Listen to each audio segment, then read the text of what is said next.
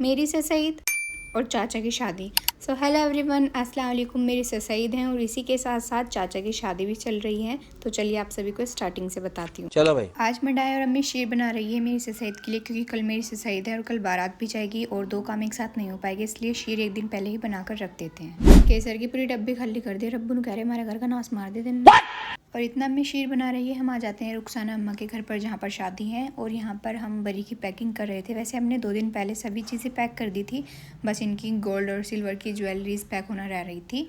तो उनको पैक करने के बाद सभी चीज़ें एक साइड में लगा कर रख दी थी, ताकि सब आसानी से देख सके। फिर उसके बाद मैं, अब्बू और अम्मी मुजफ्फरनगर आ जाते हैं नई वाली चाची के लिए मोदी का एक गिफ्ट लेने के लिए। वहाँ से हम फटाफट घर पर आते हैं, क्योंकि यहाँ पर चाचा की हल्दी चल रही थी। ऑलमोस्ट ख़त्म ही होने वाली थी, बट फिर भी हम टाइम पर पहुँच ही गए थे। शाम का खाना खाने के बाद मैं घर की डेकोरेशन की वीडियो बनाने लगती हूँ। जब तक कि शादी में घर पर डेकोरेशन ना हो और इस तरह की लाइटिंग वगैरह ना हो, तब तक लगता ही नहीं है कि घर में शादी है। और ये सब लाइट्स को देखकर एकदम शादी वाली वाइब आ रही थी, बहुत अच्छा लग रहा था। और ये देखो, चाचा को आने से पहले कर ली चाची को अपने मुट्ठी में। और आज के दिन तो सभी की मेहंदी चल रही थी, और हल्दी के बाद लड़कियों को कुछ ना कुछ खाने के लिए दिया जाता है, तो इन्होंने हमें दिए मुरमुरे। वहाँ से आने के बाद पता चला कि भाई की शादी की वीडियो भी आ चुकी है, इसलिए हम सब मिलकर वीडियो देखने लगे। और वीडियो देखते देखते मैंने 2 पन्नी खा ली मुरमुरों की। और कल बारात जाएगी ना, इसलिए तगड़ा स्किन केयर चल रहा।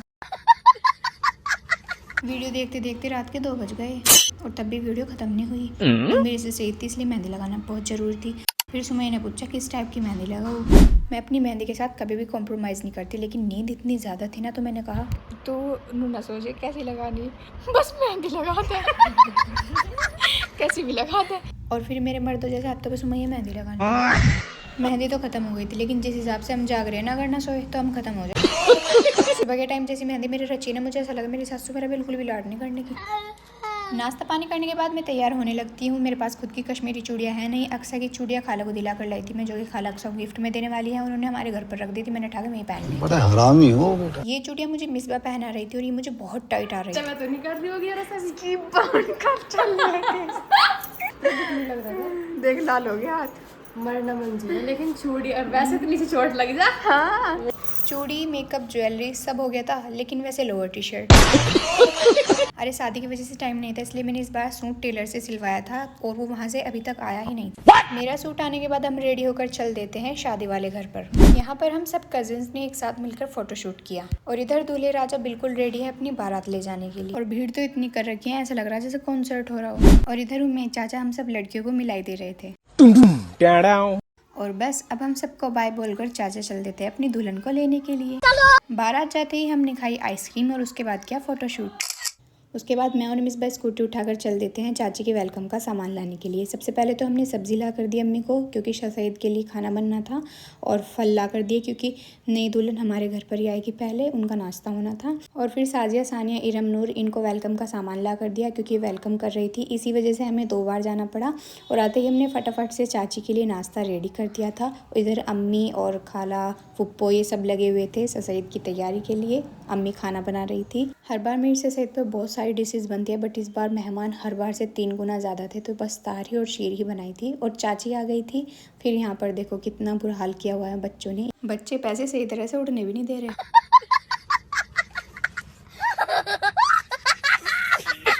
और दूल्हे का तो ये इरादा है कि कार में उतर के पैसे पहले तू उठा। और यहाँ रख दे पटकाने के लिए परमाणु बम। और इधर अब्बू गेट पकड़े खड़े, अगर ज़्यादा तेज पटका तो गेट बंद कर लूँगा। और इधर चाचा गुस्से में उतरने लग रहे हैं, इनको जब तक मेरी बहू नहीं उतार रहे मैं तो जा रहा है सब वापस लेकर। और इतनी सारी पब्लिक ऐसे नहीं खड़ी जैसे कार में से उतरने वाले को उतरते ही धूल उतारेंगे। और तौसीफ ने दुल्हन को कार में लॉक कर दिया, इनको जब तक पैसे नहीं देने का उतारने का नहीं। और ये देखो हमारी दुल्हन साथ में नीला ड्राम भी लाई, चाचा की फील्डिंग सेट है। और फिर यहाँ चाचा और चाची को नाश्ता कराकर कर दिया उन्हें उनके घर की तरफ को रवाना। और यहाँ पर चाचा की भांजी खड़ी है, उनका वेलकम करने के लिए तैयार। और ये चाचा से लड़ रही हैं कि अंदर नहीं आने देने के जब तक के पैसे नहीं देने के। और पैसे मिलने के बाद फाइनली इन्होंने रिबन कट करा दिया था और दूल्हा दुल्हन को मिल गई है घर में एंट्री। और हमारे खानदान की अब तक की सबसे धमाकेदार और मस्ती खोर वाली शादी है। आप लोगों को नहीं लग रहा हो, क्योंकि हर चीज़ हम सोशल मीडिया पर नहीं डाल सकते हैं। मतलब बहुत ही ज़्यादा मस्ती थी, बहुत बहुत अच्छा था, बहुत ही इंजॉयमेंट था। और फिर यहाँ पर इन्होंने चाचा चाची से केक कट करा कर उनको नाश्ता कराया। और अब स्टार्ट हो जाती है मेरी सईद। और गैस इतना महंगा हो रहा कि अम्मी ने नहीं देखा कि दीवार ख़राब हो जाएगी, बस चूल्हा चालू कर दिया। और भाभी ने आते ही मुझे इतना प्यारा सरप्राइज़ दिया, मेरी लाइफ का अब तक की सबसे बड़ा सरप्राइज़ है। ये मेरा ड्रीम बुके है, मुझे आज तक नहीं मिल पाया है और इसको पाकर मेरा रियल एक्साइटमेंट देखो। ईद मुबारक। Oh my God, thank you. और मैंने भाभी को एकदम से गले लगा लिया और बोला चल मेरे दोस्त, इसी नाम पर हाथ मिला। और ऊपर दस्तरखान लग चुका था। पहले सभी मर्दों ने खाना खाया, काफ़ी सारे मेहमान हो रहे थे इसलिए एक बार में नहीं खा पाए, इसलिए थोड़े थोड़े लोगों को खिलाया। और इतना नीचे हमारी लेडीज़ पब्लिक बैठकर शोएब की शादी की वीडियो देख रही है और इतनी सारी गैदरिंग, हमारी पूरी फैमिली इतनी एक साथ। तो मतलब मुझे बहुत अच्छा लगता है जब हमारे घर में मेहमान आते हैं ना बहुत सारे। मुझे बिल्कुल भी बोलते हैं ना कुछ लोग कि हमें घबराहट होती है, मुझे ऐसा कभी नहीं होता, मुझे बहुत अच्छा लगता है। मैंने खाना खाते हुए कि फूफा की वीडियो बना दी, मैं कभी बाद में विद्दी भी ना दे बहनों क्या करूँ, कम ने कुछ खाया तेरे से सईद पे। और फुप्पा को खीर काफ़ी टेस्टी लगी। उन्होंने बोला मैंने जब से 4 कटोरी खा ली, मैंने कहा तो आज ही पालंटी लगेगी इद्दी पे। मैं कहा 50 का नोट नहीं चलने का, इसी तरह करके मैंने फुप्पा 100 का नोट ताड़ लिया। और आज तो मैं बहुत थक गई थी, बताने के लिए तो कुछ भी काम नहीं था कि मैंने ये किया है वो किया है, बस एक ही काम था, ऊपर से वो ले आओ, नीचे से ये ले आओ, इसको ये दे दो, उसको वो दे दो। मतलब बहुत ज़्यादा थक गए थे हम सभी। और यहाँ देखो मिस बुक कोई पूछ ही नहीं रहा, खाली प्लेट ले बैठी। और ये देखो जैद को भगोने के धोरे बैठा अपनी पूर्ति करने को। और ये देखो हमजा ने भी मुझको ये दी दी। बड़े वाले फूफा की तबीयत खराब थी लेकिन उन्होंने सर्व करने का काम बाद तक संभाल कर रखा। सभी औरतों को खाना खिलाने के बाद अब खा रहे हैं खाना यहाँ के कर्मचारी। ज़्यादा कंफ्यूज मत हो, हम ही हैं यहाँ के कर्मचारी। तारी मैंने खाई, बहुत टेस्टी हो रही थी।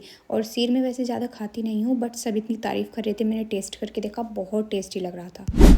यहाँ पर मुझे नई दुल्हन की लेंस उतरवाने के लिए बुला लिया था और मुझे क्या पता था मुझे ईदी मिल जाएगी। पुरानी चाची के साथ साथ नई चाची ने भी दी मुझको ईदी। मज़ा आया। और यहाँ मेरे चार्जर में से किसी ने डफ्टर निकाल लिया था और मैंने पूरे घर में शोर मचा दिया, मेरा डाटा नहीं मिल रहा, डाटा नहीं मिल रहा। मिस बा बोल रही डाटा हाथ में तो ले रही, मैंने कहा कैसे क्या डाटा।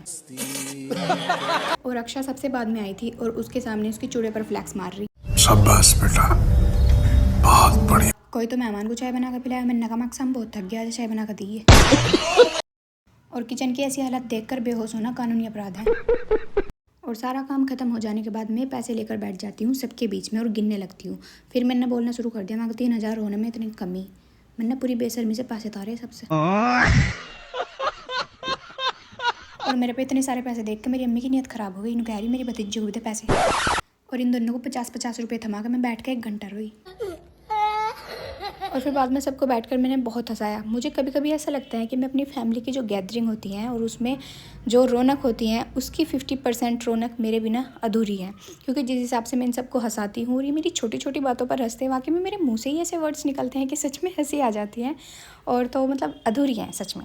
सबसे बातें करने के बाद मैं, अक्सा, मिसबा और सुमैया मूवी देखने के लिए आ जाते हैं और हम इतने थके हुए थे कि हमें खुद पता नहीं लगा कि हम कब सो गए और मूवी चलती रह गई।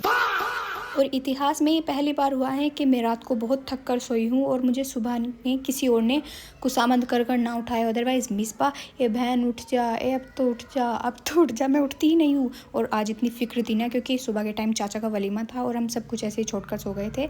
तो मैं चुपचाप से अकेली ऊपर आती हूँ, सब सो रहे थे और मैंने आते ही झाड़ू लगाना स्टार्ट कर दिया क्योंकि इतना सारा काम था, फिर कहाँ कंप्लीट हो रहा है इतनी जल्दी।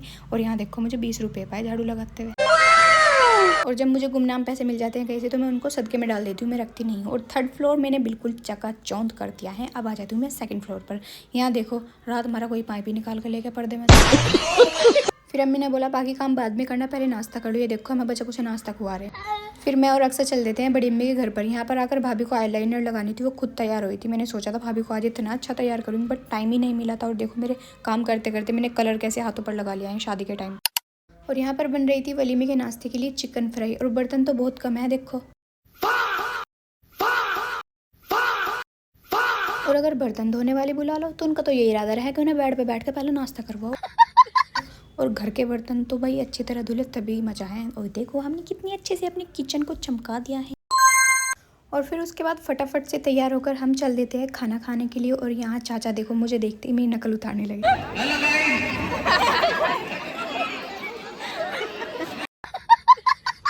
और खाना खाकर वापस आए ही थे, गेट में घुसते ही अबू ने बोल दिया चलो चाय बनाओ।